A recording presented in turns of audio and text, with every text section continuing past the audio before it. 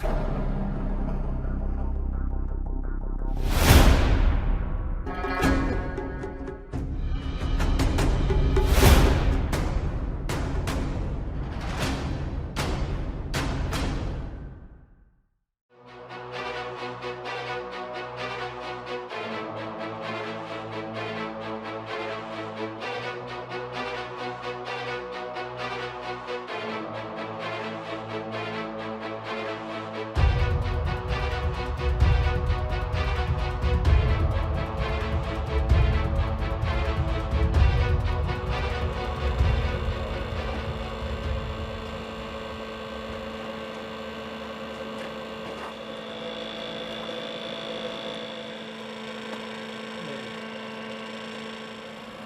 pense qu'il est peut-être 2 fois plus grand que celui de la Pacifique.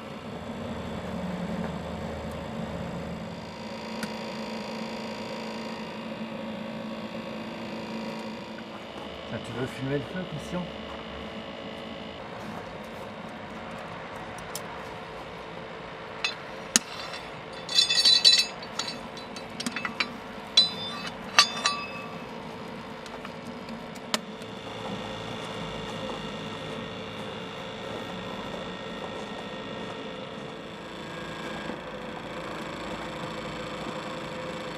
C'est la locomotive que j'ai achetée dernièrement pour s'installer ici, pour l'association pour tirer des voyageurs.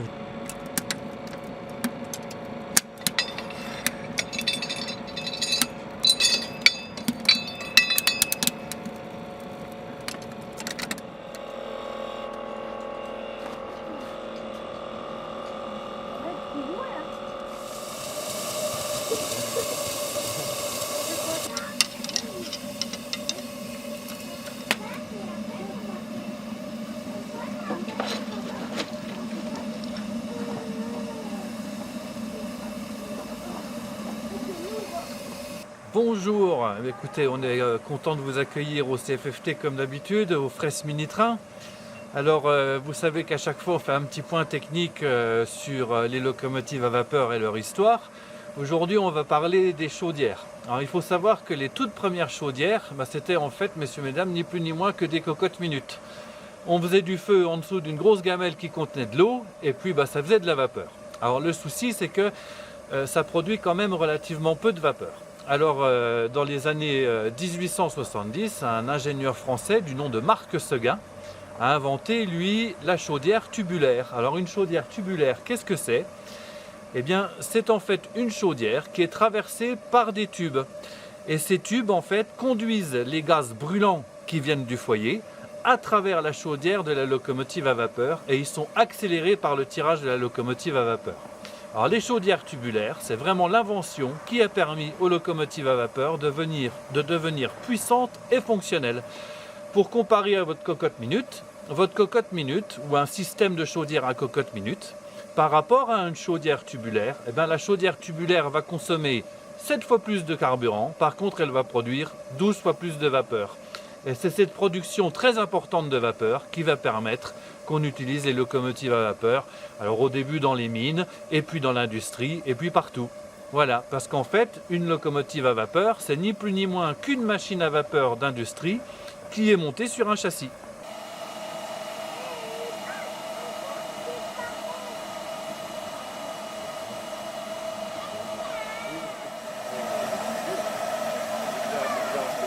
Ouais. Rentre dans l'atelier pour voir.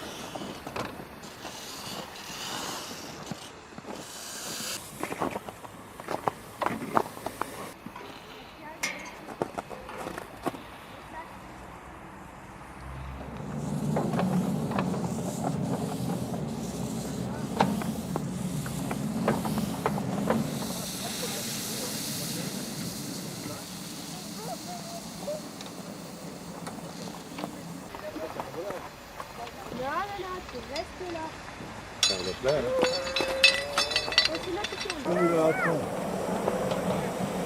oui.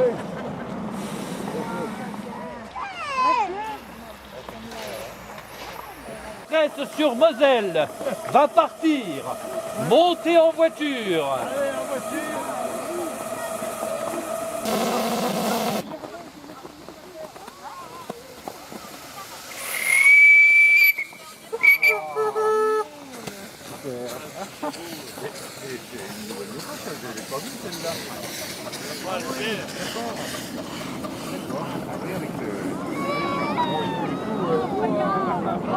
Bon voyage, messieurs, dames.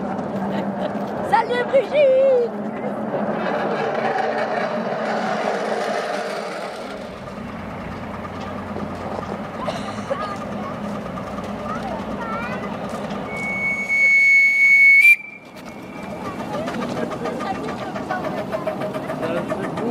C'est magnifique.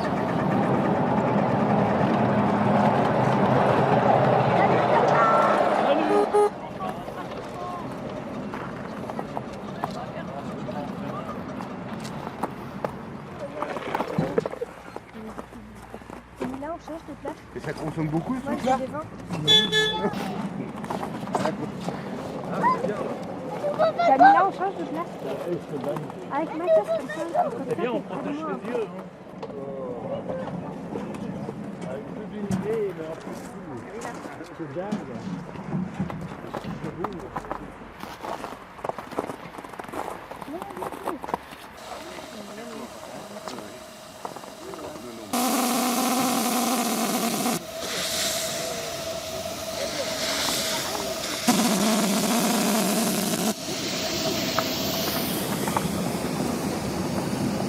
Il y a encore de la réserve. Hein.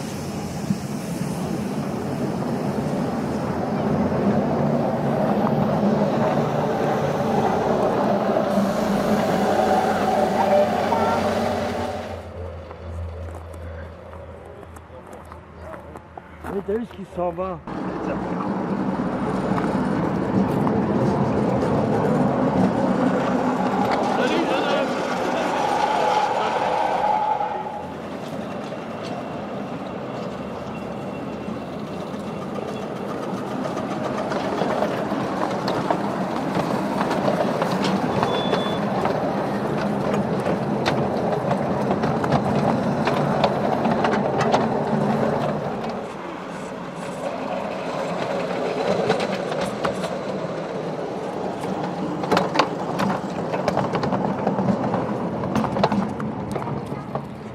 C'est comme une nouvelle au fond, hein. Il faut la petite faire adapter.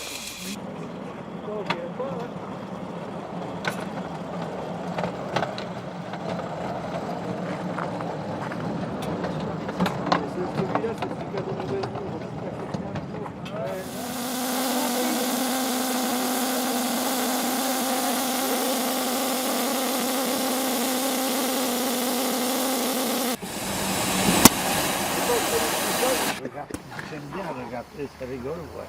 On part. Allez, Le c'est parti. changement de roulement quand tout t'as à passé fait. le...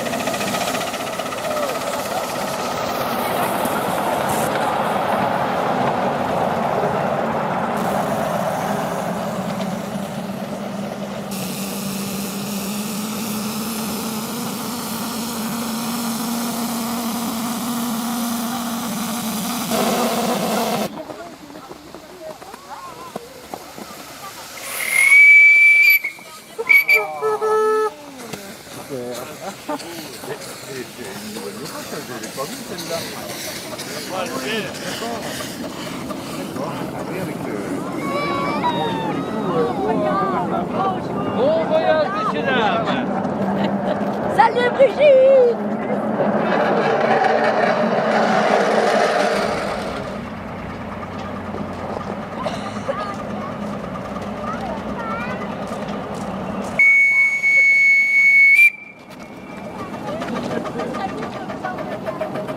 C'est beau, c'est magnifique.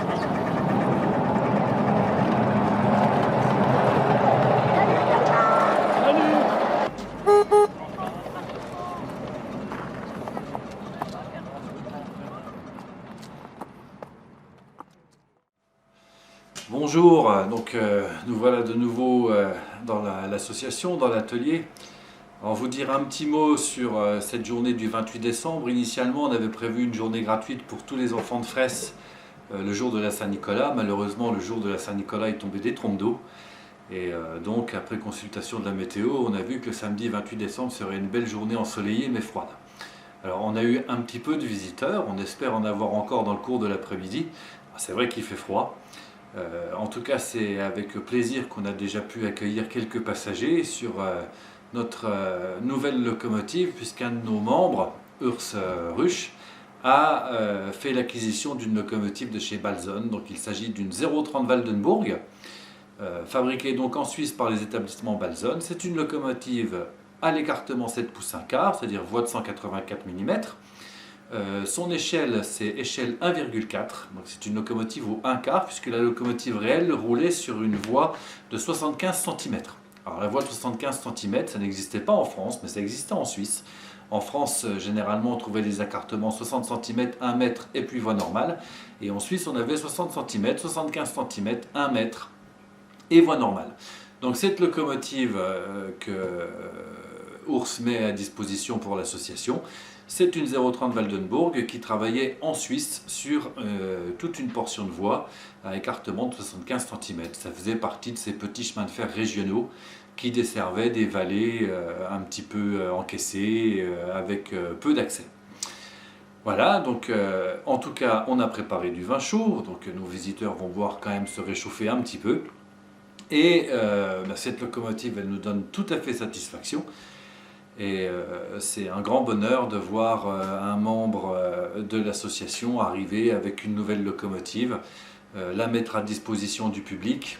Donc pour ça, je remercie chaleureusement et cordialement mon ami Urs, qui est un ami précieux, tant pour l'association que pour moi. Que vous dire d'autre? Eh bien, les travaux de l'association se poursuivent. Vu la météo, c'est beaucoup du travail dans l'atelier. On a notamment réalisé des bogies pour faire quelques wagons supplémentaires. On a terminé 4 aiguillages qui vont pouvoir permettre de mettre la dernière voie en circulation, celle qui va passer par le tunnel. Et normalement, si tout va bien, à partir de ce printemps, on va dire à partir de mai-juin, on devrait avoir la deuxième boucle du circuit fonctionnelle, ce qui permettra à nos visiteurs de passer une fois sur le pont, une fois sous le tunnel. Voilà, donc encore beaucoup de travail, mais une équipe qui est toujours aussi passionnée, qui a toujours autant envie et qui fait avancer l'association. Et en tant que président, je me réjouis de tout ça, je me réjouis de l'ambiance entre mes membres, je me réjouis du cœur à l'ouvrage qu'ils y mettent, et je tiens à les remercier tout particulièrement, ainsi que la mairie de Fraisse, qu'il ne faut pas l'oublier, continue à nous aider très efficacement, et puis quelques-uns de nos partenaires, les établissements Koch et les établissements MBS notamment. qui sont nos partenaires et qui mettent à disposition leurs moyens industriels quand on a quelquefois des pièces un peu complexes à faire ou des choses de cet ordre-là. Évidemment, je remercie Christian qui fait toujours les vidéos, assure la couverture de nos événements et nous sort des trucs fantastiques sur YouTube qui donnent de la visibilité à l'association. Et pour ça, Christian, écoute, merci beaucoup de ton travail. Voilà, écoutez, qu'est-ce qu'il me reste à vous dire? Que je vous souhaite à tous d'excellentes fêtes de fin d'année, que je vous souhaite une année 2025 merveilleuse, et puis que je vous souhaite qu'au cours de cette année 2025, vous puissiez nous rendre visite les dimanches après-midi lorsque nous sommes en circulation, et c'est avec plaisir qu'on vous accueillera autour de notre passion des trains.